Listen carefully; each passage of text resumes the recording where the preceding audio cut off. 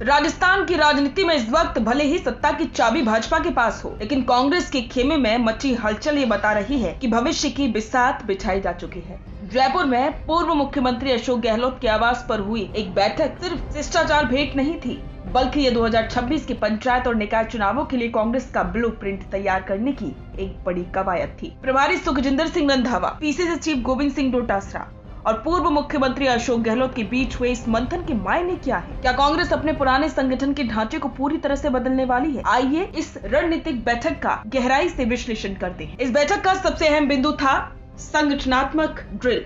कांग्रेस इस बार पुराने ढर्रे पर नहीं बल्कि एक कॉर्पोरेट स्टाइल की माइक्रो मैनेजमेंट रणनीति पर काम कर रही है। खबरों के मुताबिक रंधावा और डोटासरा के बीच इस बात पर सहमति बनी है कि संगठन को केवल जिला स्तर पर नहीं बल्कि बूथ स्तर पर सक्रिय किया जाएगा। राजनीतिक विश्लेषकों का मानना है कि कांग्रेस अपनी उस कमजोरी को दूर करना चाहती है जो विधानसभा चुनावों में नजर आई थी। स्थानीय नेतृत्व को अधिक जिम्मेदारी देने का मतलब है कि अब जयपुर से तय होने वाले फैसलों के बजाय जमीन से आने वाली फीडबैक को तवज्जो दी जाएगी। जिला अध्यक्षों की भूमिका अब केवल मंच साझा करने तक सीमित नहीं रहेगी, बल्कि उनकी जवाबदेही अब सीधे चुनावी नतीजों से जुड़ी होगी। चुनाव चाहे कोई भी हो, सबसे बड़ा सिरदर्द होता है टिकट का वितरण। इस बैठक में एक विशेष फॉर्मूले पर चर्चा हुई। क्या कांग्रेस इस बार वन फैमिली वन टिकट या युवाओं को 50% हिस्सेदारी जैसे कड़े नियमों को स्थानीय चुनावों में भी लागू करेगी? चर्चा है कि पार्टी इस बार विनेबिलिटी यानी कि जीतने की क्षमता को भी एकमात्र पैमाना बनाएगी। खास करके दल बदल की राजनीति पर कांग्रेस का रुख इस बार कड़ा नजर आ रहा है। बैठक में उन भाजपा नेताओं के नामों पर भी चर्चा हुई जो कांग्रेस का दामन थामना चाहते हैं, लेकिन संदेश साफ है, दल बदलुओं को रेड कारपेट एंट्री नहीं मिलेगी। स्थानीय समीकरणों और पुराने कार्यकर्ताओं की नाराजगी को भांपते हुए ही किसी बाहरी को चुनावी मैदान में उतारा जाएगा। ये कदम कार्यकर्ताओं के मनोबल को बनाए रखने के लिए मास्टर स्ट्रोक साबित हो सकता है। बैठक का एक हिस्सा वर्तमान विधानसभा सत्र और सरकार को घेरने की रणनीति पर केंद्रित था। कांग्रेस खुद को एक आक्रामक विपक्ष के रूप में पेश करने की तैयारी में। पार्टी ने उन दुखती रगों को पहचान लिया है जिन पर चोट करके उस सरकार को बैकफुट पर ला सकती है।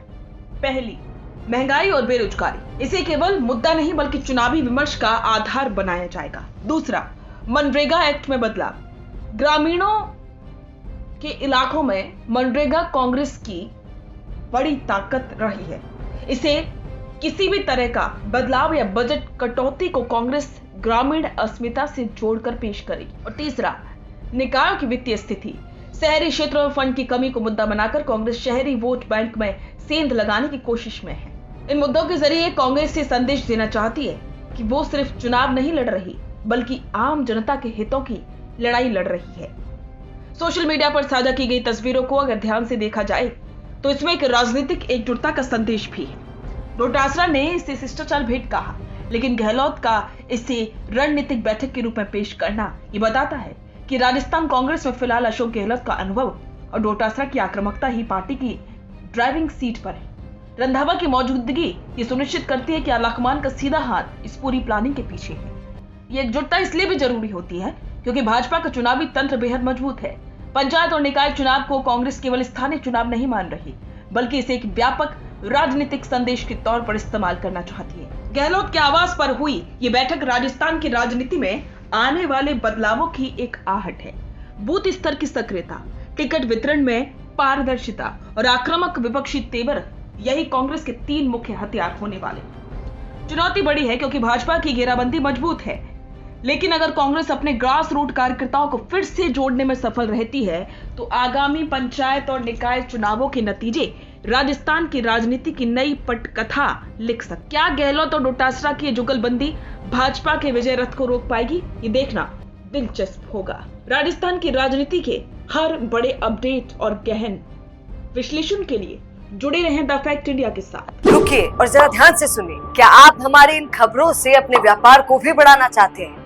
तो आप भी खबरों के दौरान इस तरह के एलिमेंट्स पर अपना विज्ञापन दे सकते हैं, या फिर ऐसे खबर के 1 मिनट बाद अपना पूरा विज्ञापन डलवाएं, जो कि 8 लाख से ज्यादा सब्सक्राइबर्स और फॉलोअर्स वाले द फैक्ट इंडिया चैनल्स और पेजेस से राजस्थान के कोने कोने में पहुंचेगा और इससे आपका व्यापार, ब्रांड सब कुछ बढ़ेगा।